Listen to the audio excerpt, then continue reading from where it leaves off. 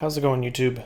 Chris back with another video. Today I'm going to be sharing my review and thoughts, experiences on the Sony Xperia 1.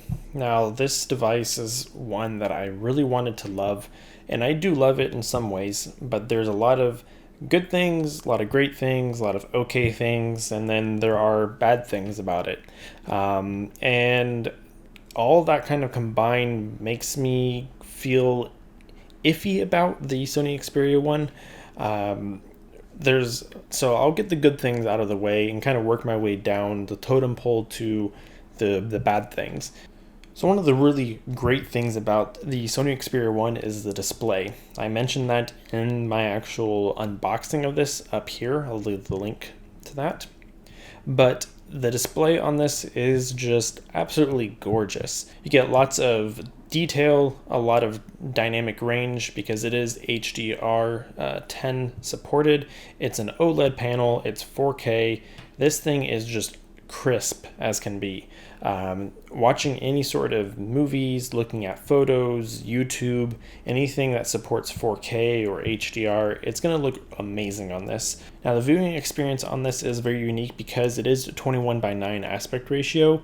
So content when you watch it, you are going to either get letterboxing, and it's going to look different if the content isn't native 21:9. So bear with that in mind. The speakers on this are fantastic as well. I checked them out in my unboxing. They sound great. They could be a little bit louder in my opinion, but nonetheless, the kind of haptic vibration is pretty pointless. I don't really see a need for that and couldn't really tell a difference in terms of audio quality. It's that dynamic vibration. But the overall smoothness of the device has been fine, no complaints there. There is a micro SD card expansion, which is fantastic. You don't see that very often in flagship devices. So the great thing, yes, the display is fantastic. The audio quality is pretty good. I kind of say that is in a good category at that point. The feel in the hand is, again, great. It's fantastic. Because the phone is quite light and also, not to mention, narrow for that matter, it is super comfortable to hold, and it's very, very manageable to use in one hand and just operate in general. Typing on it can be, depending on your hand, thumb size, can be a little cramped, but for me it was comfortable and did just fine there. The haptic feedback, the vibration motor is a little bit mushy. It's not strong and punchy like a Pixel OnePlus 7 Pro, but I wish that was improved on this, especially for a device you're going to be paying $900 to $1,000 on. So the vibration motor is an okay, bad kind of category if you want to see it as that. The fingerprint scanner, I'm going out of category, but the fingerprint scanner, just in my opinion, is terrible. I was expecting a lot from it, considering it is capacitive, but from my usage on the Sony Xperia X Compact, XZ1, those fingerprint scanners are much better than this. Even the Nextbit Robin that I used year and a half, 2 years ago was better than this. Because it's so inconsistent, it's slow to unlock. Sometimes it doesn't even read my fingerprint when I'm tapping on it, and then I turn on the screen and then it unlocks just fine. But yet, screen off, my fingerprint is not being read, nothing, no haptic saying that it's an error. It's just not being read at all. That's annoying. I've tried re-registering the fingerprint multiple times. There was an update that was pushed out maybe 2 weeks ago that was supposed to improve a lot of issues, one being the fingerprint scanner. It's just not. And plus, if it does read it, it's slow to even unlock to bring you to your home screen. I disabled the unlock animations even to see if that helps. Not really, maybe just a tad bit. But the fingerprint scanner is quite annoying to use. Plus, with the fingerprint scanner being separate from the power button, it is kind of annoying to get used to. I wish it was just all in one so I could just press the power button and unlock all at the same time. But yeah, so that's the negative thing. The dedicated camera button shutter is pretty nice, but I found that when I'm taking photos, for example, and I go to half press and then full press, that small amount of force it takes for me to press completely causes my photos to come out maybe a tad blurry and not so clear because of it. I found it much easier just to press the shutter button and be done, just like that. And then now that brings us into the camera itself. It's kind of a mixed bag depending on your use case and what you expect out of a camera. Now, if you're a person that loves spending time and taking photos, dialing the settings, using all the manual controls, then this camera is fantastic because it gives you all of that options. It gives you the capability to change your shutter speed, to change the ISO level, white balance, and focus mode. It gives you all of that. Unfortunately, it does not allow you, at least at this point in time of this video, to use manual settings on the various sensors back here. So you have a telephoto lens, wide angle, and your standard angled lens, all 12 megapixel. So it is just going to be using the regular angled lens. The negative thing I don't like about the camera is just the camera app in general. It is just super convoluted and kind of a waste of space. So this is the 4:3 aspect ratio. You can change it to 16:9, but I just feel like there's so much wasted space, especially if, let's say, you're using it in portrait mode, to have to come up here, change to the front-facing camera, and kind of switch around, and it really makes you fumble with the phone, at least in my opinion. Down here you have your modes. There aren't that many modes. There's no dedicated night mode or anything like that. It's annoying to switch between the different cameras. You almost have to like press the camera switcher 3 times for you to get to the camera sensor that you want. There's no just like quick toggle between them like the One Plus, for example. Now recently I have been recording all the videos on my channel with this, so keep that in mind. It does pretty well in terms of video quality, and they do have a dedicated Cinema Pro, which I did go over a little bit in my unboxing. You can really dial in all of the manual settings for videography. You can use either of the camera sensors, which do have their own focal length. You have all your voice metering, your time, and all of that all at your fingertips. Quickly screen grab for like a thumbnail, for example. If you're making vlogs, you can easily do that. So it's nice to have that separated, but at the same time, I kind of wish it was baked into the standard camera app, so that way I don't have to keep jumping in between all these different apps. That's another thing, like if you're going to use this on auto mode, it's pretty good. There's no like separate mode, like I said, for night mode. So you pretty much, it tells you like a standard point and shoot, what sort of scene it detects. So if it detects that it's in night mode, it'll change and do all that for you on the fly, all in one auto mode section. So that's pretty nice. The front-facing camera is okay.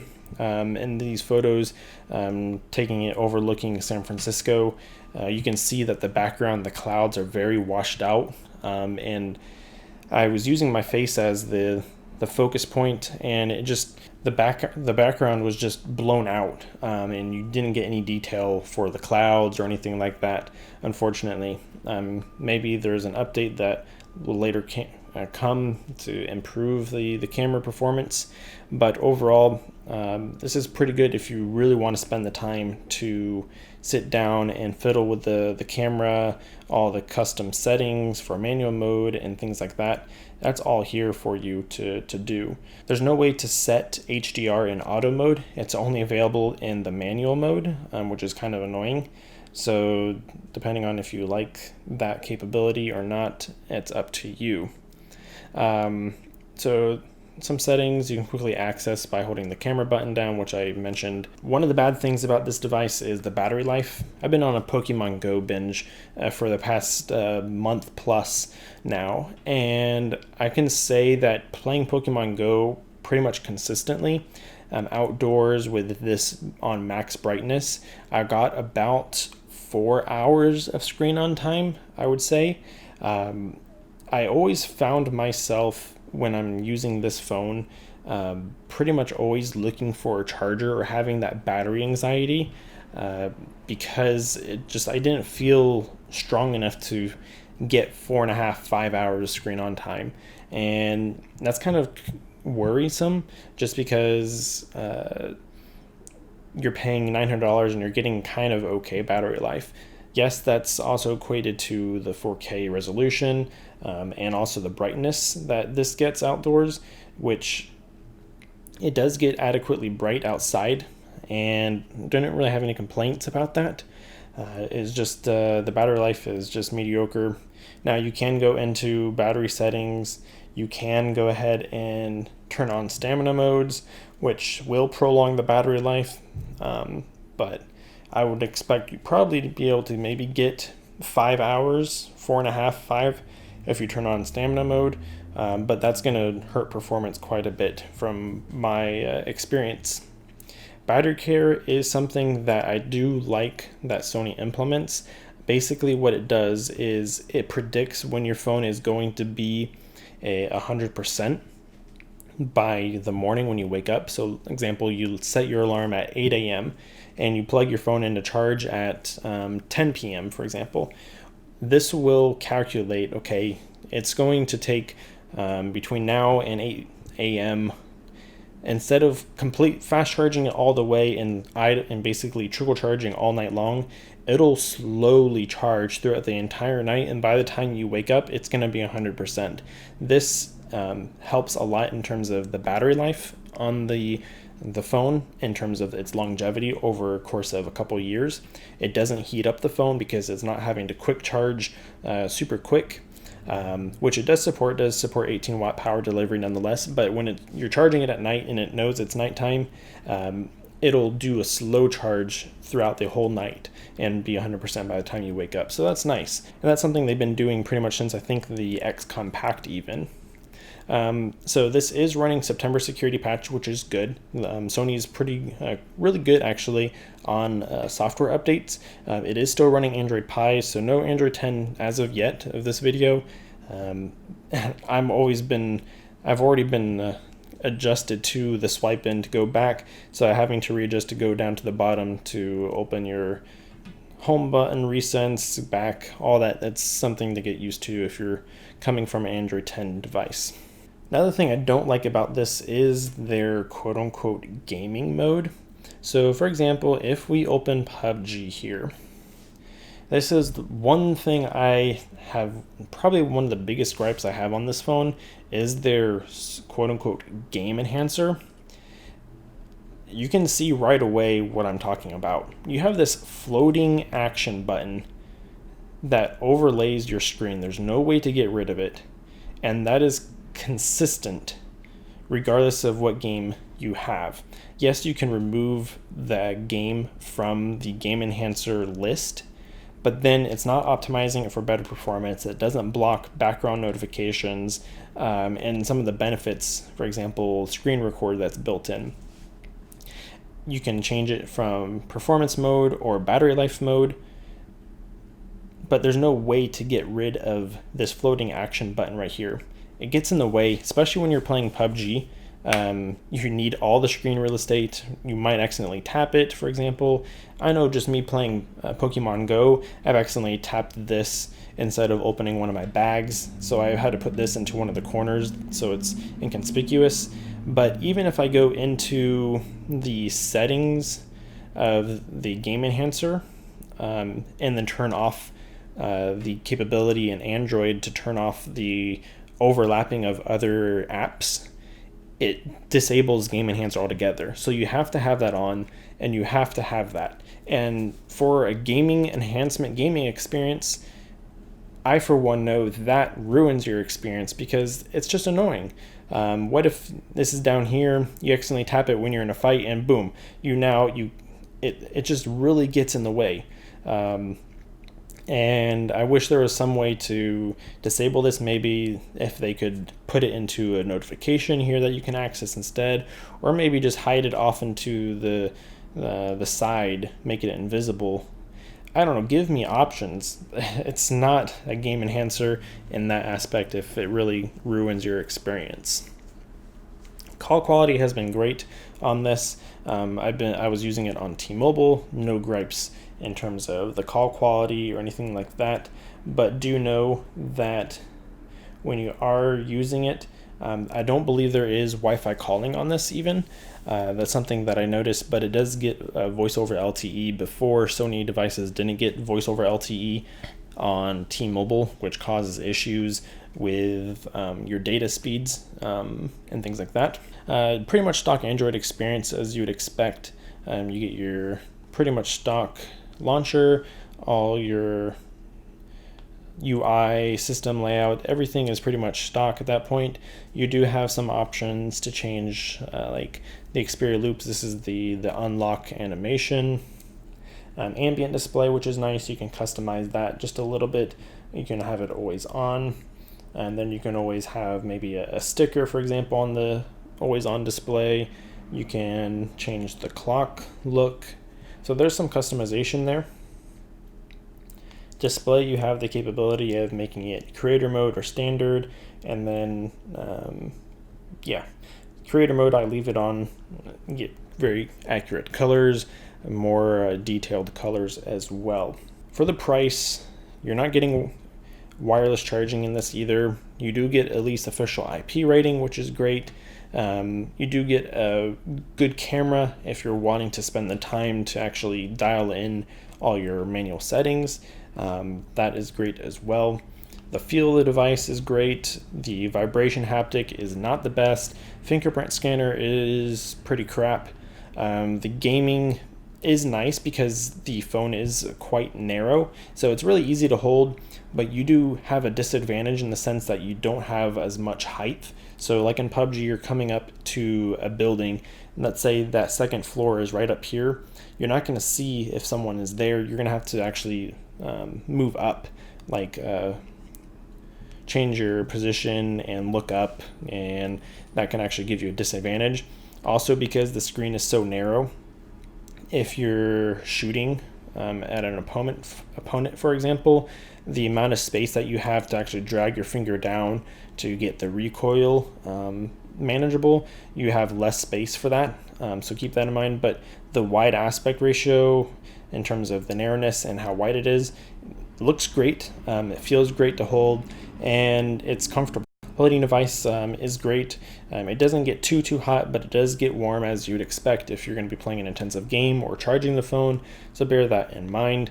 But the overall just battery life is not going to be great. And with no headphone jack, you can't charge and play at the same time, unfortunately. The side sense buttons that are on here, I never used. That opens up apps quickly that you can get to just by double tapping the side. That was pointless for me. I didn't really see the need for that or use it whatsoever. I turned it off. But overall, would I spend $800,000, $900,000 on the Sony Xperia 1? No, I would not. The Xperia 5, which is something that I'm really looking forward to because it is a smaller form factor device than this. Would I recommend that one? Maybe, because it is more compact. It's going to be easier to manage, especially it's the same 21:9 aspect ratio. But for the price, I would recommend another phone. Let's say the OnePlus 7 Pro, for example. You have the Pixels, you have the Note, the Samsungs, the S10, S10 Plus. Those are all going to be fantastic devices to pick up for more all-around devices. This is kind of a really niche device. It's really weird to say that. Reaching up to the top of the screen wasn't too bad in my experience, but it can be a little make you a little fumble around to reach the top. I have okay sized fingers and hands, so it wasn't too bad, but nonetheless, if you have smaller hands, it is going to be a pain to get up there. Performance was great on this. I never really experienced any sort of hiccups with the Snapdragon 855. There were 6 gigs of RAM, so background app management was handled perfectly fine. No issues there of opening apps in the background. Like I said, the battery life was just okay.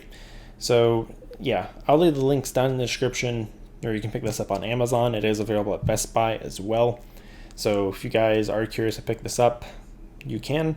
I have videos on the screen protector that I use, cases, all that will be on my channel. You can check those out as well. If you guys have questions on the Sony Xperia 1, leave them down in the comments. I know this video is quite long, but anyways, hopefully this was helpful and informative for you.